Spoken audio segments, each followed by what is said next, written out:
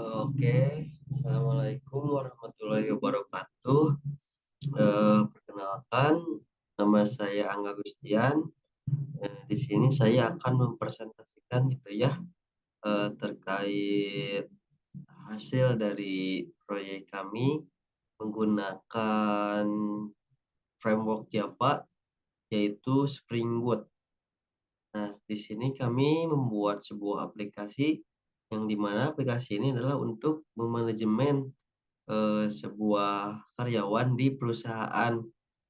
Nah, langsung saja ya ke demonya dulu. Nah, untuk di tampilan pertama ini ada login gitu ya. Ya, di sini itu digunakan untuk pengelolaan si adminnya. Nah, di sini saya sudah membuat data dummy-nya yaitu Knet dan password-nya satu. Nah, sudah masuk ya berarti ini sesuai dengan database yang sebelumnya saya sudah dimasukkan gitu ya. Nah, di sini juga ada beberapa fitur yang kami buat yaitu ada fitur menu utama yang dimana ini adalah data-data karyawan seperti itu.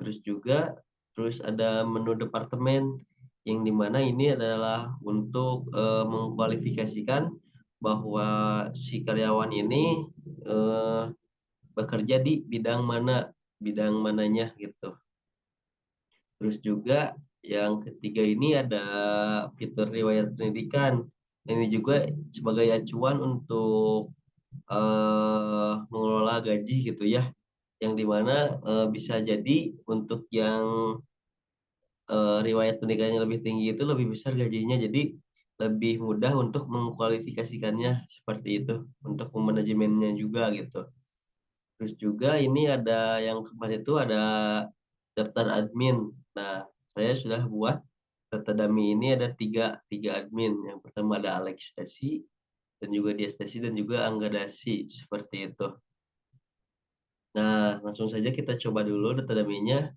Ini kita adalah yang pertama untuk penambahan data karyawan. Ini boleh langsung diisi.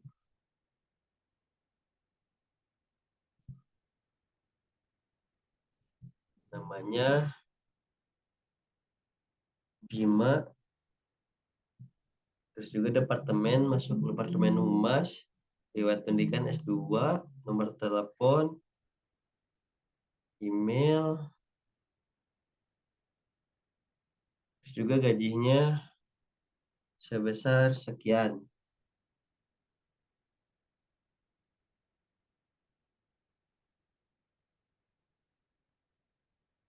Nah, kita langsung tambahkan dan berhasil gitu ya untuk pembuatan data karyawan yang dimana ini memasuki tugas yang di create-nya.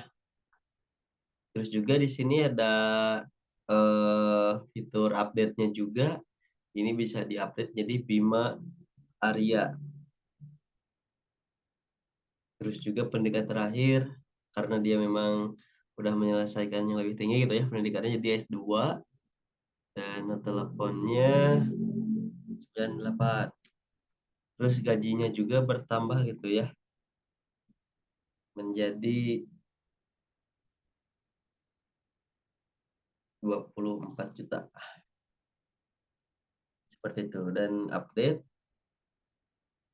dan ternyata ini sudah terubah gitu ya. Namanya juga berubah. Terus juga ini ada fitur retrieve-nya juga yang dimana ini untuk menampilkan informasi-informasi gitu. Informasi-informasi dari karyawan.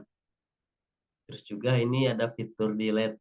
Delete ini adalah untuk menghapus seperti itu.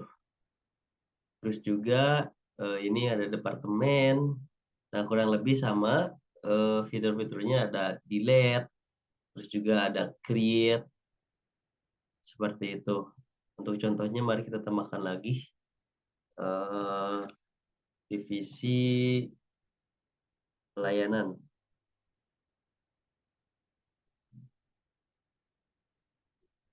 Tambahkan dan sudah masuk ya. Nanti berjalan dengan normal. Terus juga ini ada kategori pendidikan terakhir. Nah, kalau yang ini tidak beda jauh ya seperti yang departemen tadi. Terus admin juga. Terus juga ini ada fitur logout. Seperti itu untuk demo aplikasinya. Dan untuk shortcutnya ini, yang pertama ini ada buat dulu gitu ya, ada folder entity, terus juga repository, terus juga ada service, dan sebagainya. Seperti itu. Nah, untuk yang pertama gitu ya, di folder config, ini di folder config, nah ini tuh berisi kelas-kelas konfigurasi untuk aplikasi. Ini bisa mencakup konfigurasi keamanan, konfigurasi database, atau konfigurasi lainnya yang dibutuhkan oleh aplikasi. Nah, dapat kita lihat itu ya, ini konfigurasi-konfigurasi. Nah, ada annotation konfigurasi, bin, seperti itu. Terus dilanjut, ada folder controller. Nah, folder controller ini berisi kelas-kelas yang menangani permintaan HTTP. Kelas-kelas ini menggunakan anotasi gitu ya, seperti anotasi controller,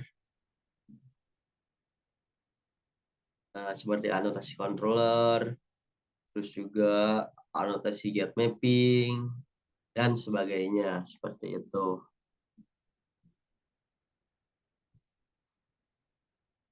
Nah, ini tuh fungsinya untuk mengontrol gitu ya, terkait dari yang page departemen, page employee, riwayat, serta user juga, seperti itu. Terus dilanjut, ini ada folder service juga, yang dimana folder service ini berisi kelas-kelas yang mengandung logika bisnis dari aplikasi. Nah, kelas-kelas ini juga biasanya dianotasikan sebagai dengan anotasi service gitu ya. Nah, kita lihat.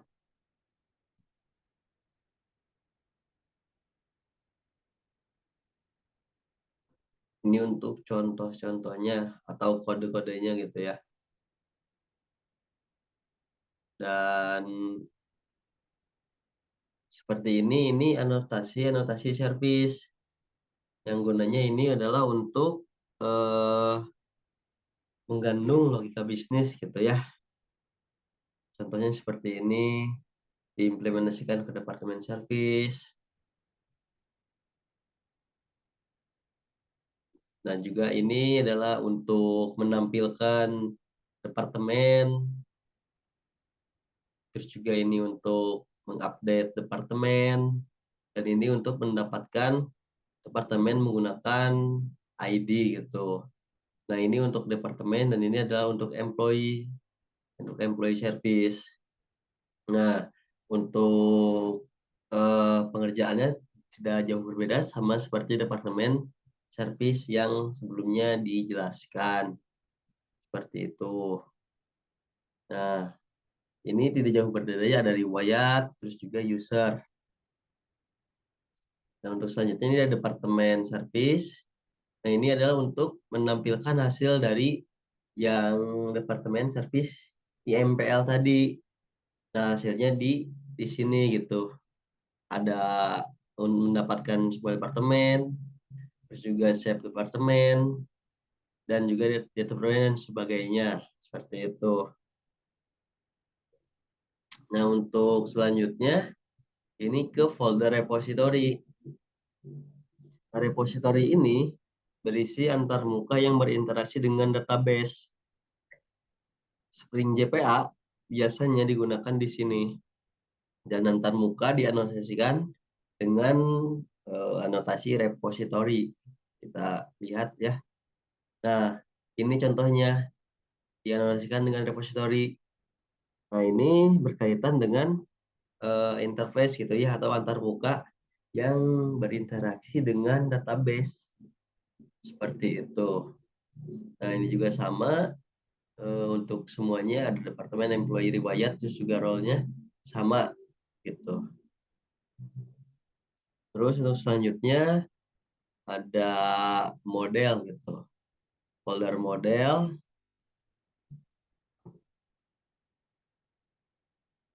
Nah, folder model ini berisi kelas-kelas entitas yang mempresentasikan tabel-tabel dalam database. Nah, biasanya kelas-kelas ini ditulis dengan anotasi entity itu atau getter setter.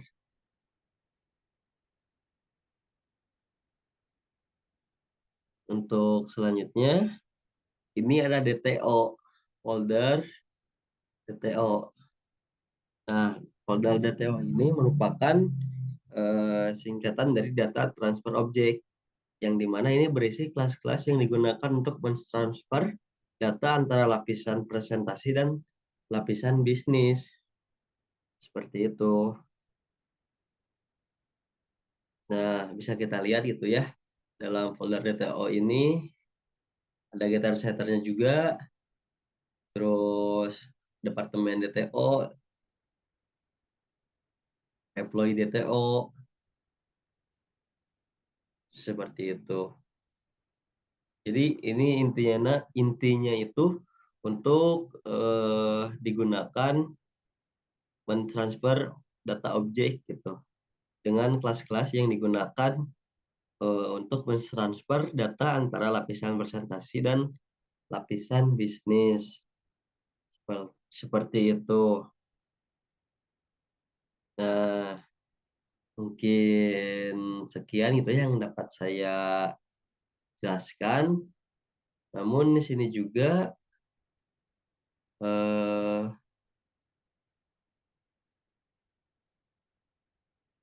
ini ada untuk interface-interface-nya gitu ya.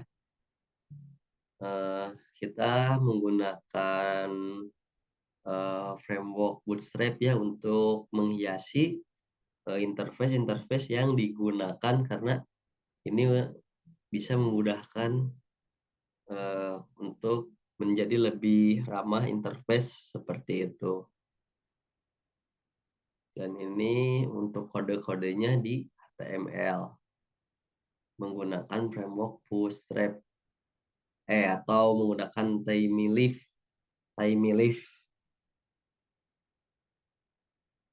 Nah, mungkin sekian yang dapat saya jelaskan gitu ya. Mohon maaf apabila masih banyak kekurangan, karena kesempurnaan milik Allah Subhanahu wa taala. Assalamualaikum warahmatullahi wabarakatuh.